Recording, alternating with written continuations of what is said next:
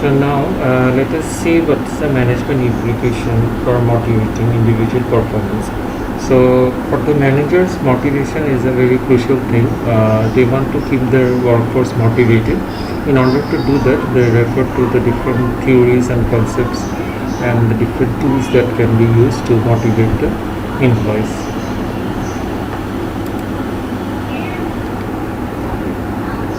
So we have a case over here. Nucor Steel motivates employees. So you can all look at this case and then see how they have motivated the employees.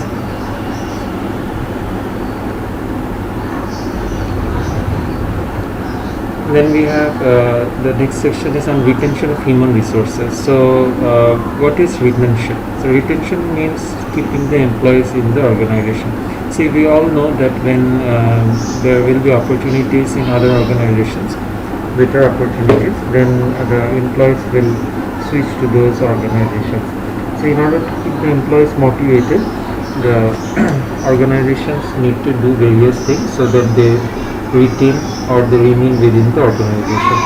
So here we have certain myths about organizations retention. That means that these are the things which we generally believe but which may not be true.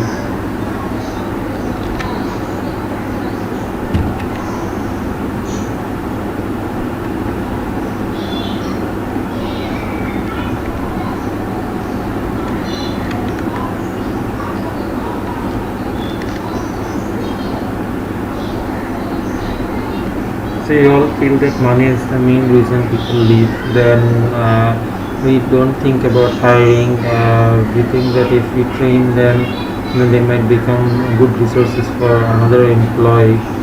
So we don't think about retention during a merger, and we also think that if solid performers want to leave the organization, then the company cannot do anything about it. So in fact, these are all popular beliefs that we have which may not be true, and we can all work around or work on these issues to address these problems. So we need to understand that why do employees stay in the organization or why do they want to leave the organization. Because if we can understand this, then we can help to retain the workforce in the companies. So these are the drivers of retention in the organizations. That means these are the factors which affect the retention of the employees in the organization. So you can have a look at it and then we will talk about all these factors.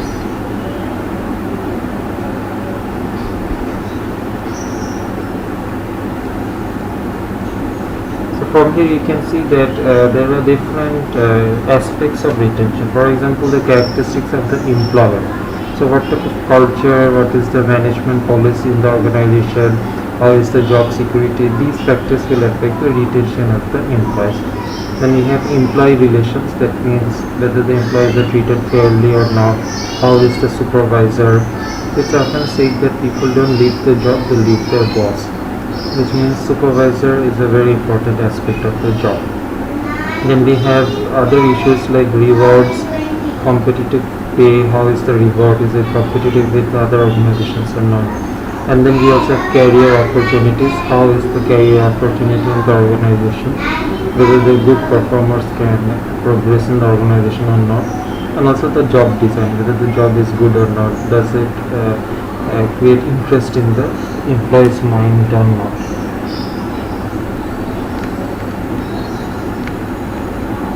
These aspects are explained over here.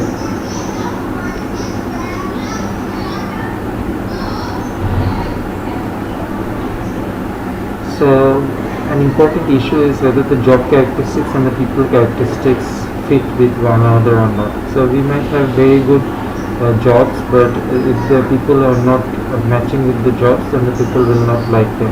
Or we might have very good people and then still they might not be willing to do the job because the job characteristics do not match with the people characteristics. In order to match these two things, we can look at these aspects of the people and the job, and then understand that how do they compare with one another, and then try to match them with one another.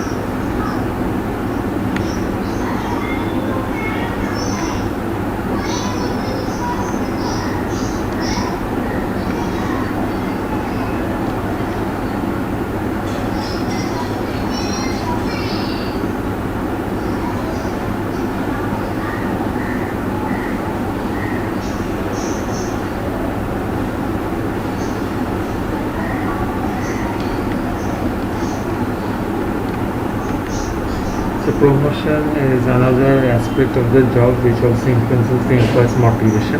So people look for promotion, especially if they are good performers and if they feel that they are doing very good and the company should recognize them. Then we have the rewards, which is the compensation, and that plays an important role as well.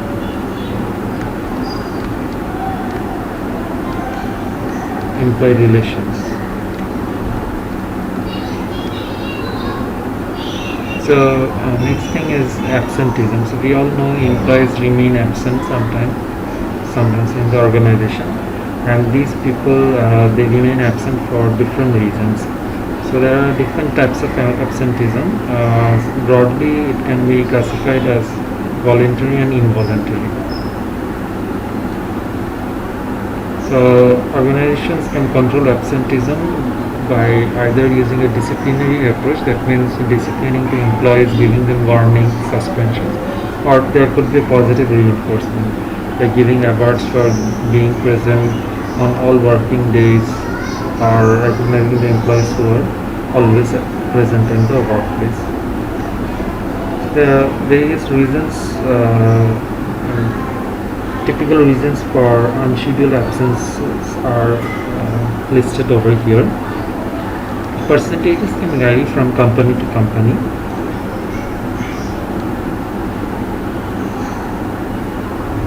So the type of actions that the organizations might take to control the absenteeism are: first, they can give reward programs to the employees. They can have a no fault policy, that means if there is no fault, then the employees will be recognized. Then they can give time off and paid time off. They can give them leave which they need to buy back. They can verify the illness, and ultimately if it doesn't work, then they can go for disciplinary action. So organizations can also use a combination of approaches in order to ensure that the organizations are being able to control the absenteeism.